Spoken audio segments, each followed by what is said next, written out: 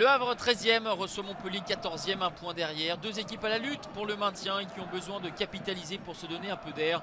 Le HAC n'a remporté qu'un seul de ses 8 derniers matchs, 2 nuls, 5 défaites.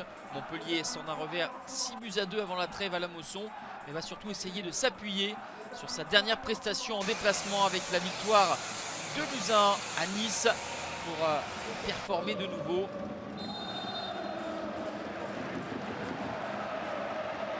Montpellier qui a un total de 26 points en 26 journées. C'est le total le plus faible à ce stade pour les Héroltais depuis 20 ans.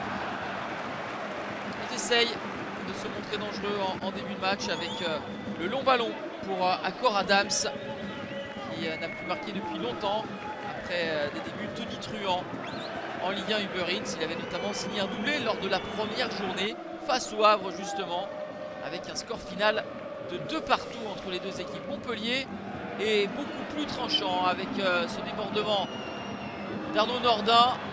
Centre-tir repoussé par Arthur Desmas. Pour l'instant, Montpellier met tous les ingrédients pour ouvrir le score et n'est pas récompensé de tous ses efforts.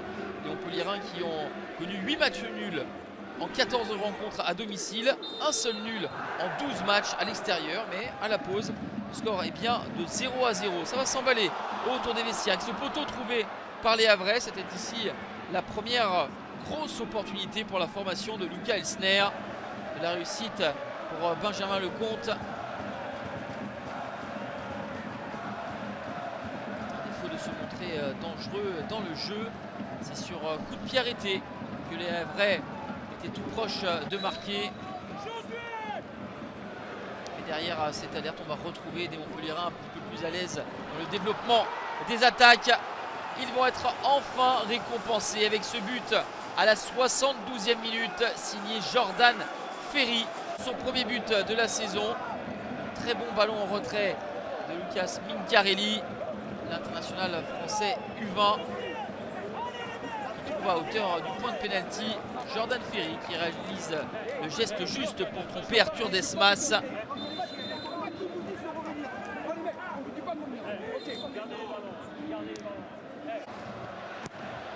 Montpellier va se mettre à l'abri à 10 minutes de la fin. Le corner tiré par TJ Savanier. La déviation premier poteau d'Arnaud Nordin. Et c'est Christopher Julien qui vient marquer auprès devant Arthur Desmas pour le 2-0.